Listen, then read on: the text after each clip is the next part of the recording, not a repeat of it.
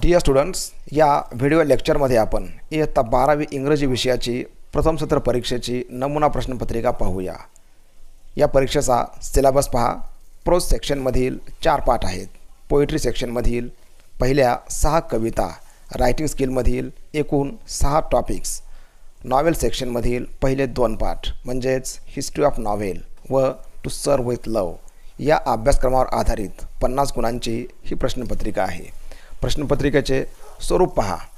Question number 1 यामध्ये a scene passage जो विचारलेला आहे 12 गुणांसाठी, तर माइंड मॅप यासाठी 4 गुण आहेत। क्वेश्चन नंबर 2 ए हा आहे अ सीन पोयम यासाठी 10 गुण आहेत, तर पोएटिक अप्रिशिएशन यासाठी 4 गुण आहेत। यानंतर क्वेश्चन नंबर 3 ए, बी व सी हे प्रत्येकी 4 गुणांसाठी विचारलेले आहेत। यामध्ये व्हर्च्युअल मेसेज और ग्रुप डिस्कशन यापैकी कोणती एक ॲक्टिव्हिटी सोडवा यासाठी 4 गुण आहेत। ईमेल रायटिंग और इंटरव्ह्यू क्वेश्चन्स यापैकी कोणती एक ॲक्टिव्हिटी सोडवा याला पण 4 गुण आहेत। एक्सपॅन्शन ऑफ आयडिया और स्पीच रायटिंग यापैकी कोणती एक ॲक्टिव्हिटी लिहा यासाठी पण 4 गुण आहेत।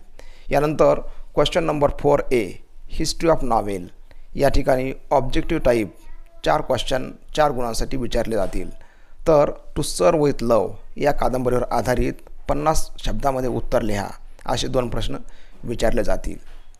या पॅटर्नवर आधारित नमुना प्रश्नपत्रिका पहा। या ठिकाणी question number 1 A read the extract and complete the activities given below असा क्वेश्चन आहे।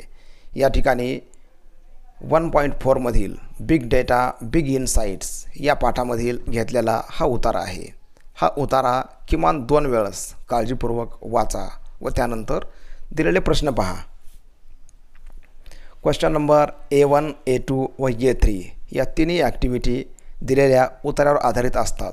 यांची उत्तरे तुम्हाला उतारा वाचून लिहिता येतील। A4 ही ॲक्टिव्हिटी असते PRQ म्हणजेच पर्सनल रिस्पॉन्स टाईप क्वेश्चन। याचं उत्तर तुमच्या इच्छेनुसार तुम्ही लिहू शकता। यानंतर A5 या ठिकाणी ग्रामरवर आधारित 2 ॲक्टिव्हिटीज विचारल्या जातात।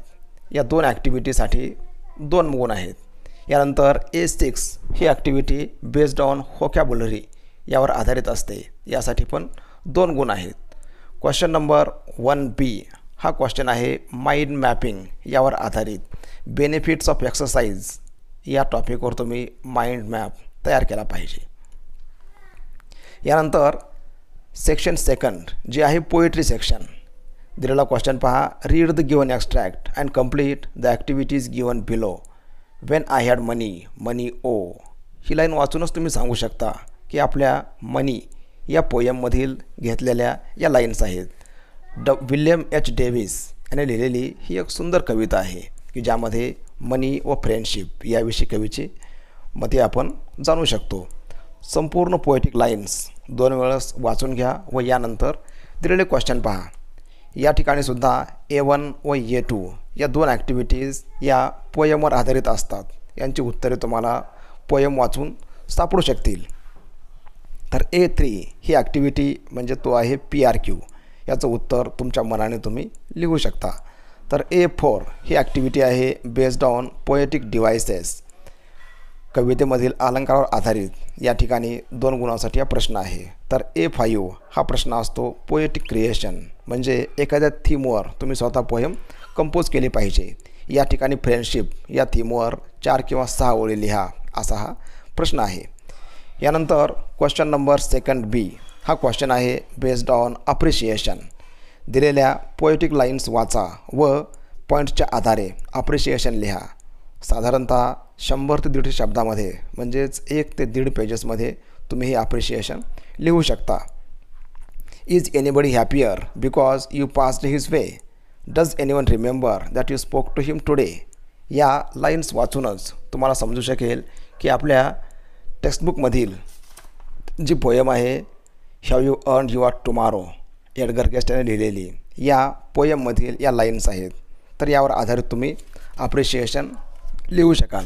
यानंतर क्वेश्चन नंबर 3 जो आहे रायटिंग स्किल्सवर आधारित। क्वेश्चन नंबर 3 ए यामध्ये व्हर्च्युअल मेसेज किंवा ग्रुप डिस्कशन यापैकी एक ॲक्टिव्हिटी सोडवा। ईमेल रायटिंग किंवा इंटरव्ह्यू क्वेश्चन्स यापैकी एक ॲक्टिव्हिटी सोडवा आणि एक्सप्रेशन ऑफ आयडिया किंवा स्पीच रायटिंग यापैकी एक ॲक्टिव्हिटी सोडवा. या ठिकाणी एकूण तुम्हाला 3 ॲक्टिव्हिटी सोडवायच्या आहेत. यासाठी 4+4+4 असे एकूण 12 गुण आहेत. यानंतर क्वेश्चन नंबर 4 जो आहे नॉवेल सेक्शनवर आधारित. यामध्ये पहिल्या जे ॲक्टिव्हिटी आहेत A1 आणि A2 या ॲक्टिव्हिटीज आहेत based on history of novel. त्या लेसनचा अभ्यास केल्यानंतर तुम्हाला या प्रश्नांची उत्तरे सहज सोडवता येतील.